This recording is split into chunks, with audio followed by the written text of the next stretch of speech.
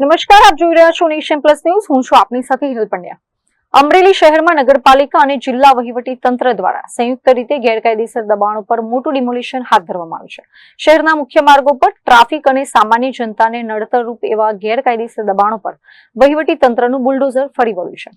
અમરેલી શહેરમાં ગેરકાયદેસર બાંધકામો અને દબાણ કરનારાઓ સામે વહીવટી તંત્ર દ્વારા લાલ આંખ કરવામાં આવી છે. અમરેલી નગરપાલિકા અને વહીવટી તંત્ર દ્વારા આજે શહેરમાં મેગા ડિમોલિશનની કામગીરી હાથ ધરવામાં આવી હતી, જેને પગલે દબાણકારોમાં ભારે ફફડાટ વ્યાપી ગયો છે. મળતી માહિતી મુજબ અમરેલી શહેરના લાઠી રોડ અને કુકાવાવ રોડ પર આવેલા અંદાજે 100 જેટલા ગેરકાયદેસર દબાણો હટાવવા માટે નગરપાલિકા અને R&B વિભાગ દ્વારા અગાઉથી જ નોટિસો ફટકારવામાં આવી હતી. તંત્રની કડક નોટિસ મળ્યા બાદ મોટાભાગના દબાણકારોએ પોતાના ગેરકાયદેસર દબાણો સ્વૈચ્છિક રીતે જ હટાવી દીધા હતા.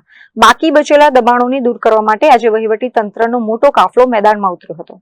આ ડિમોલિશન કામગીરીમાં R&B વિભાગ, રેવન્યુ વિભાગ, PGVCL, નગરપાલિકાની ટીમ અને પોલીસ વિભાગ સંયુક્ત રીતે જોડાયા હતા. કોઈ અનિચ્છનીય ઘટના ન બને તે માટે ચુસ્ત પોલીસ બંદોબસ્ત ગોઠવીને આ કામગીરીને આખરી ઓપ આપવામાં આવ્યો હતો.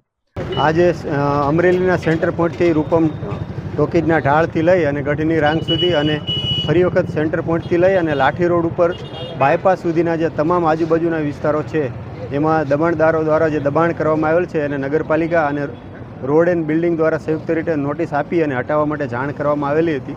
આજે લગભગ મોટાભાગના લોકોએ સ્વૈચ્છિક રીતે દબાણ હટાવી લીધું છે, છતાં પણ જે કોઈ બાકી રહી ગયા હોય એને આજે બંને વિભાગ દ્વારા સંયુક્ત રીતે પોલીસ અને વહીવટી તંત્ર લો એન્ડ ઓર્ડરની સાથે હટાવવાની કામગીરી ચાલી રહી છે.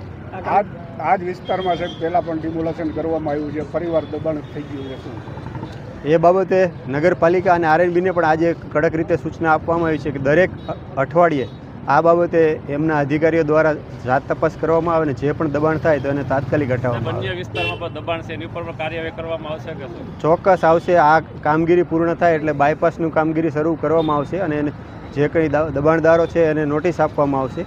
Dharmesh Mehta, Nation Plus News, Amreli. સમાચારોના સતત અપડેટ મેળવવા માટે અમારી નેશન પ્લસ ન્યૂઝની યુટ્યુબ ચેનલને સબસ્ક્રાઇબ કરો, બેલ આઇકન દબાવો અને જોડાયેલા રહો ફેસબુક, ઇન્સ્ટાગ્રામ અને ટ્વિટર પર.